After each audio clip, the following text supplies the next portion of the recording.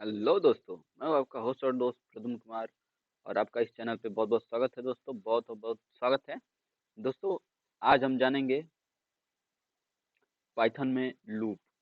ठीक है। लूप दो टाइप्स के होते हैं। पहला फॉर लूप और दूसरा व्हाइल लूप। तो दोस्तों आज हम जानेंगे पाइथन में इन लूप्स का प्रयोग करेंगे।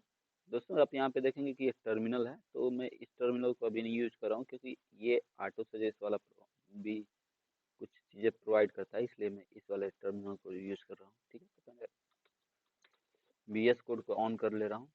ठीक है। अपनी डायरेक्टरी जो भी आप बनाए होंगे उस डायरेक्टरी में VS कोड को ऑन कर लेंगे। ठीक है।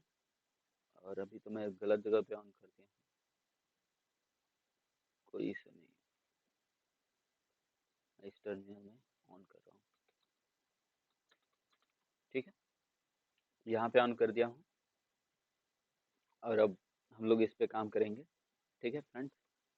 तो अब हम देखेंगे कि यहाँ पे एक पहले से डायरेक्टरी बनी हुई है जिसमें इफ स्टेटमेंट का मैंने उपयोग करके दिखाया था।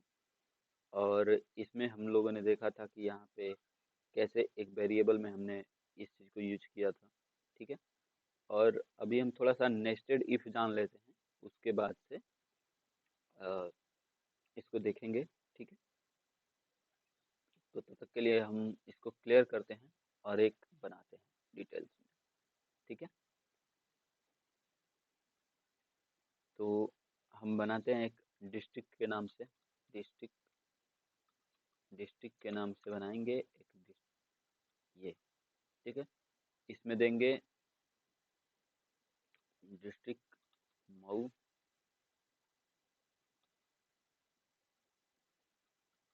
आजमगढ़,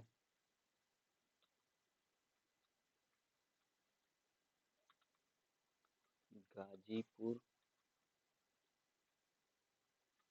वाराणसी,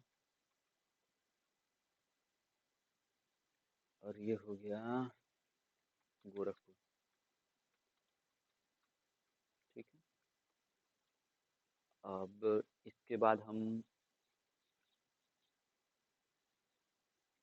माउस के नाम से एक डायरेक्ट बनाएंगे। मऊ के नाम से,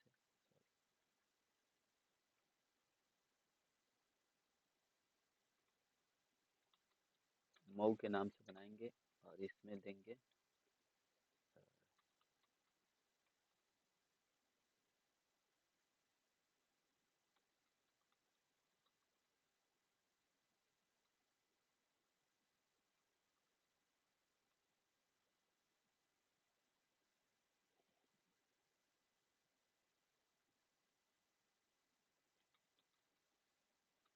मधुबन।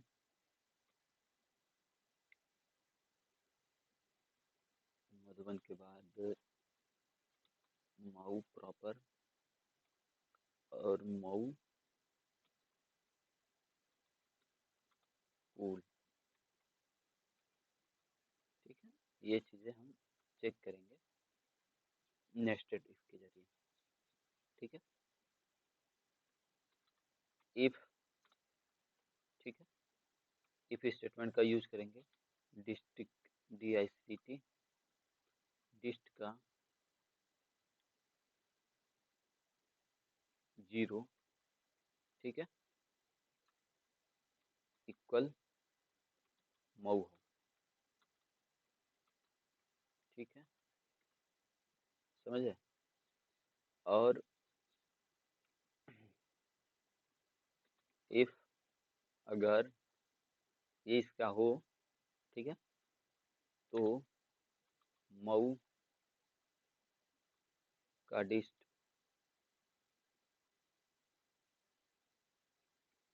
अब 1 नंबर इंडेक्स जो होगा अगर इक्वल मऊ होगा। ये नेस्टेड नेस्टेड है, इस बात को ध्यान दें। कोई एक गलत होगा अगर जो, तो आंसर गलत आएगा। ठीक है। तो प्रिंट करेगा दिस इज इज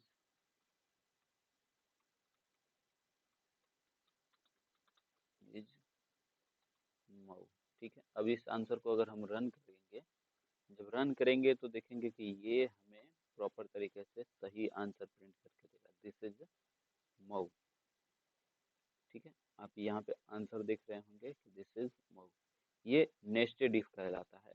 एक इफ के अंदर दूसरा इफ जब यूज किया जाता है तो नेस्टेड इफ कहलाता है। हम चाहेंगे तो यही कंडीशन सेम यहाँ पे भी लिख सकते हैं, पर ये इस चीज के अंदर के लिए यूज किया जाता है। जैसे हम यहाँ पे इसको ऐड कर देंगे, इस चीज को यहाँ पे अगर हम ऐड कर देते हैं मऊ के नाम से डिक्शनरी बना के, तो ये उसके अंदर चेक करेगा। ठीक है, जैसे कि अ, हम इस डिक्शनरी को उठाते हैं यहाँ से और यहाँ पे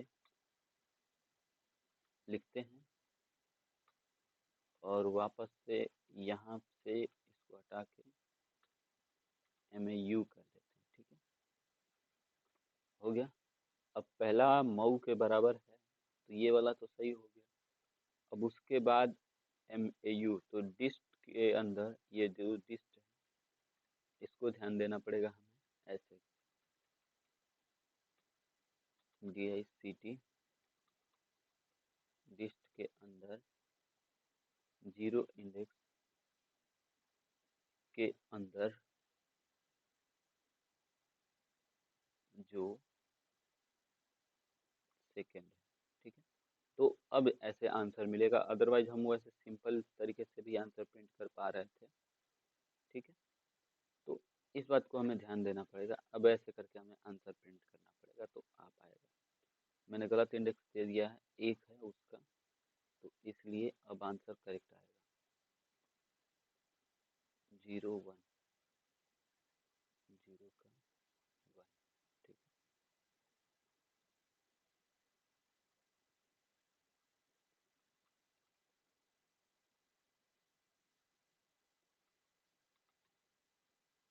यहाँ ऊपर से आंसर गलत हो रहा है,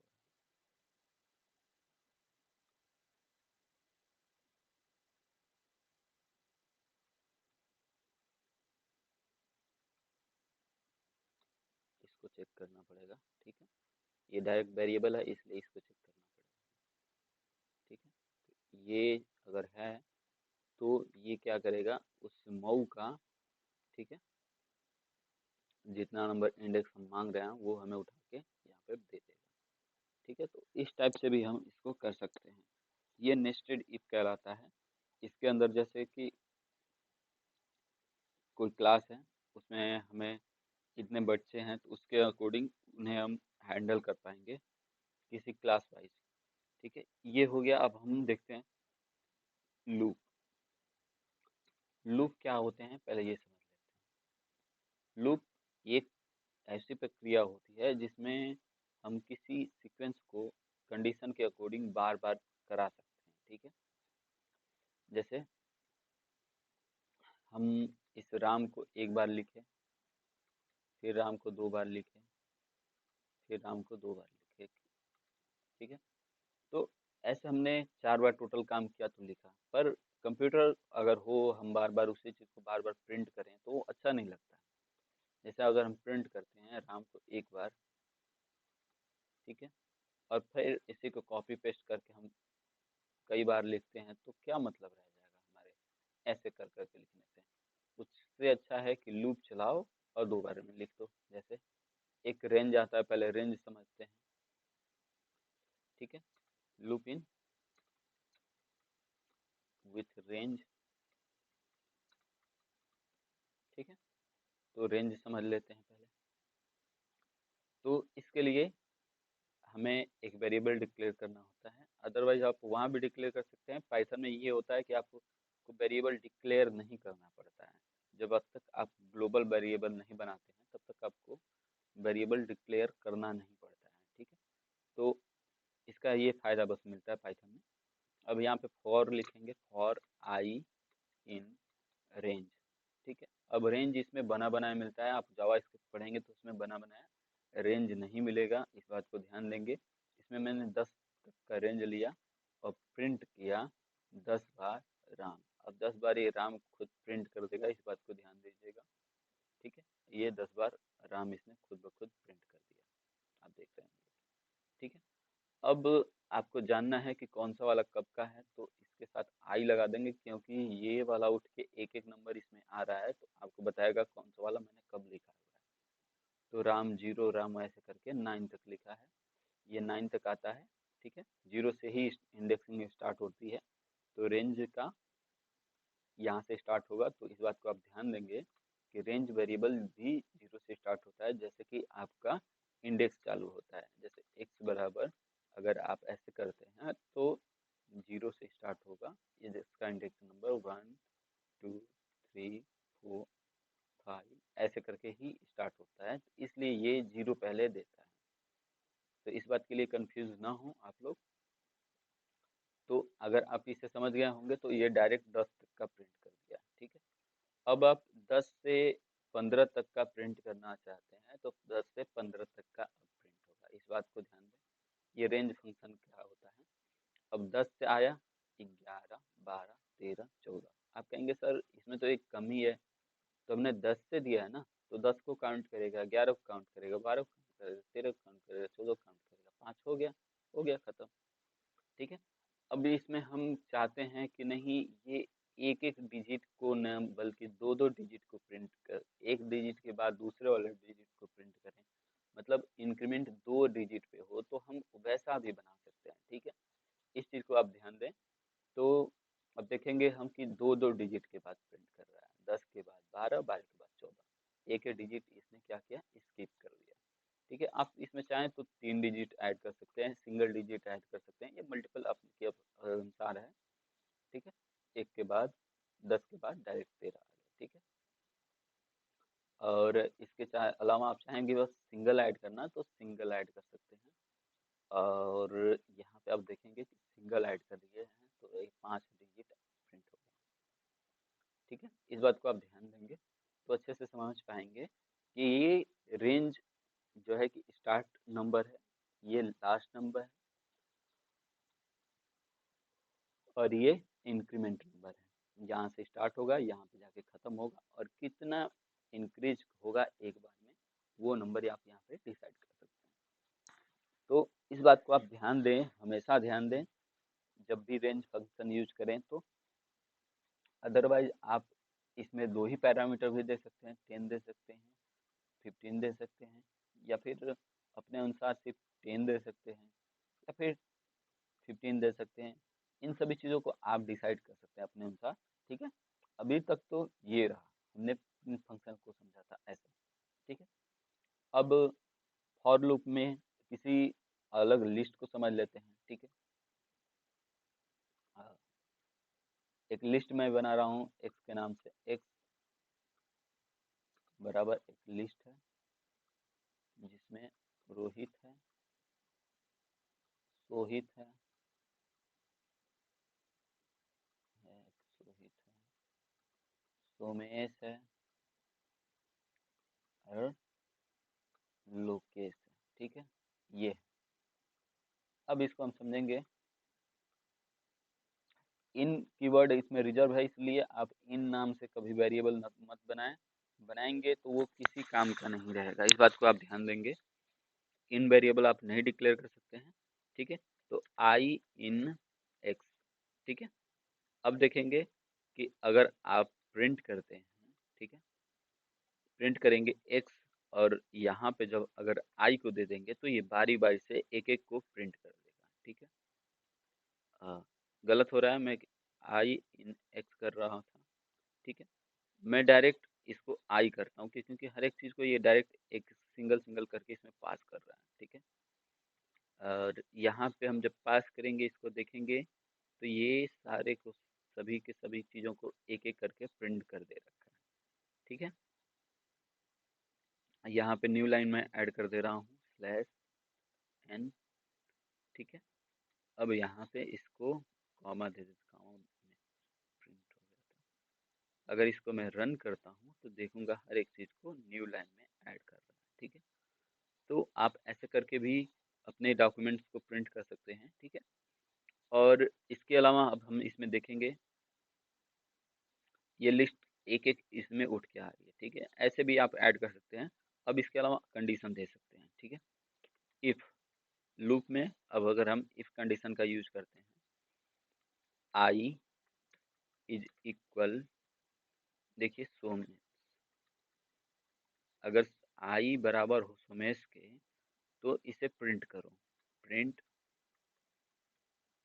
सोमेश, ठीक है। अगर आई सोमेश के बराबर है तभी सोमेश को प्रिंट करो, अदरवाइज सभी को छोड़ दो, ठीक है। तो आई जब आया यहाँ पे सुमेश के पास, जब सुमेश का ये वाला डिजिट हुआ तो इसलिए इसने प्रिंट कर दिया, ठीक है। अब इसका इंडेक्स नंबर अगर जानना चाहते हैं तो डायरेक्ट की आता है एक्स डॉट की, तो आप उससे भी प्रिंट करके जान सकते हैं, या फिर एक्स डॉट इंडेक्स नंबर से भी आप जान सकते हैं। ये आपको मैंने जो लिस्ट नंबर बताया था, लिस्ट वाली वीडियो बताया था, तो उसमें बताया था आप लोगों को लिस्ट डॉट इंडेक्स के नाम से आता है, ठीक है। आप उसके अकॉर्डिंग भी जान सकते हैं। और अदर आप, अगर आप लिस्ट को डिस्क के साथ, लिस्ट के साथ अगर यूज करते हैं तो देखिए इसको डिस्ट डिक्लेरेशन में आप लोगों को बताया था कि डिस्ट कैसे डिक्लेयर किया जाता है, करली ब्रैकेट से लिया जाता है, और सबसे पहले उसके की डिक्लेयर करते हैं। की में मैंने नेम लिया, ठीक है, और नेम में मैंने पास किया अमित, ठीक है। उसका एड्रेस, एड्रेस मऊ, ठीक है, और इसके बाद इसका ब्लॉक, ठीक, ठीक है, ब्लॉक मऊ, ठीक है। अब इस चीज को ध्यान देते हैं। अब उसी वेरिएबल में मैंने एक्स में वेरिएबल में अब मैंने डिस्ट जो है कि ऐड कर लिया है। तो अब यहाँ पे अलग अलग चीज़ें हो गई हैं। अब अगर हम इसको रन करते हैं तो हमें सोमेश नहीं मिलेगा, इसलिए कुछ भी प्रिंट यहाँ पे नहीं हो रहा है, इस बात को ध्यान देंगे, ठीक है। अब ये इसमें तो जा रहा है, ठीक है, एक्स आई इन एक्स, ठीक है, आई इन एक्स हो गया। अगर आई बराबर है अमित के, ठीक है, अब इस बात को ध्यान देंगे, तब भी अभी सही आंसर नहीं देगा। अमित के तो प्रिंट करिए this is Amit, okay friends. तो अगर आप इसको अगर रन करते हैं तो आप देखेंगे कोई आंसर हमें नहीं मिल रहा है, ठीक है। अब ये बात समझने वाली है कि हम इस चीज़ को जब इसमें पास कर रहे हैं तो एक बार में ये चीज़ें जा रही हैं, दूसरे बार में ये चीज़ें जा रही हैं, तीसरे बार में ये चीज़ें जा रही हैं। तो हमें ये समझना पड़ेगा कि यहाँ पे हमें पास करना पड़ेगा, इसकी वैल्यू को पास करना पड़ेगा, जो कि यहाँ पे नेम देना पड़ेगा, ठीक है। अगर नेम उसका आई में जो नेम आ रहा है वो अगर अमित के बराबर है तो ये बताएगा हमें कि ये अमित है। अब तक हम इंडेक्स नंबर दे रहे थे, तब हो रहा था, तब काम कर रहा था, ठीक है। अब वैसे नहीं काम करेगा, ठीक है। तो अभी हम इसको हटाते हैं, पहले डायरेक्ट आई को प्रिंट करते हैं, देखते हैं क्या प्रिंट कर रहा है, ठीक है। प्रिंट आई, ठीक है। आई को अगर प्रिंट करेंगे तो ये इसका ये कीवर्ड की जो है प्रिंट कर रहा है, ठीक है। तो इस बात को आप ध्यान दें। अब यहाँ पे एक्स का की पास कर देंगे, अगर जो, ठीक है, एक्स का की पास करेंगे तो ये सभी को बारी बारी से प्रिंट कर देगा, ठीक है, सबकी वैल्यू प्रिंट कर देगा। तो इस बात को आप ध्यान दें कि इसको जब मैच कर रहे हैं, ठीक है, तो उस अनुसार करें। इफ, ठीक है, एक्स का आई, ठीक है, एक्स का आई अगर आ रहा है वो अमित के बराबर है, अमित है, तो प्रिंट करें अमित, ठीक है, दिस इज अमित, ठीक है,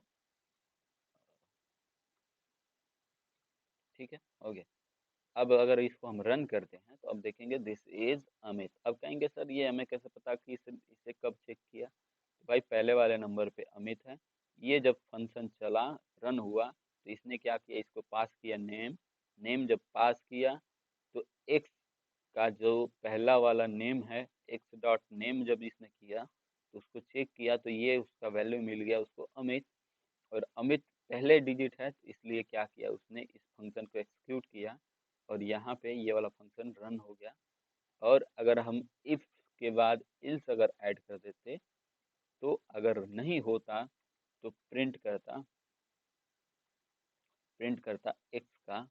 अब यहाँ पे भी आई दे देते हैं, ताकि जो नहीं है उसको इस वाले में प्रिंट करेगा, आप समझेंगे। इल्स पार्ट यहाँ पे मैं ऐड कर देता हूँ साथ में, इल्स पार्ट, ताकि आपको समझ में आएगा। ठीक है, यहाँ पे मैं सिंगल कोट डाल देता हूँ।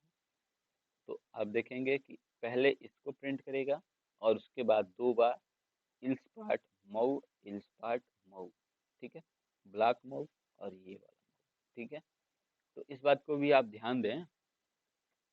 अदरवाइज मैं इसमें एक आपको कास्टिंग बता दे रहा हूँ, फॉर्मेट। ठीक है, यहाँ पे फॉर्मेट में डॉट डाल देता हूँ, डॉट फॉर्मेट आई। ठीक है, ताकि आपको पता चले कि ये किस किस चीज़ का प्रिंट करता है। ठीक है, अब देखेंगे तो आपको बता रहा है कि उसका एड्रेस मऊ है और ब्लॉक मऊ है, और दिस इज अमित। आप ये समझ पा रहे होंगे अच्छे से। ठीक है, तो इस हिसाब से अगर आप हम लोग देखेंगे तो इस हिसाब से डिस्क डिस्ट का प्रयोग करते हैं इसमें। और फॉर लूप समझ लिए हैं। क्योंकि वीडियो ज़्यादा लंबा हो गया इसलिए मुझे पॉज करना पड़ेगा। और हम अगले वाले वीडियो में जानेंगे कि वाइल लूप में कैसे इसको यूज किया जाता है।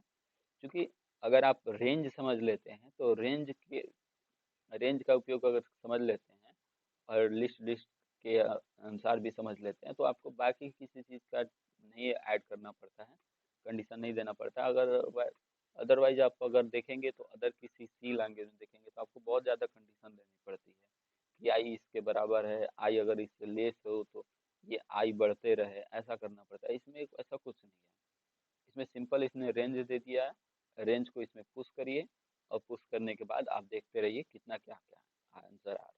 ठीक है, बस सिंपल है। ओके दोस्तों, थैंक यू। सी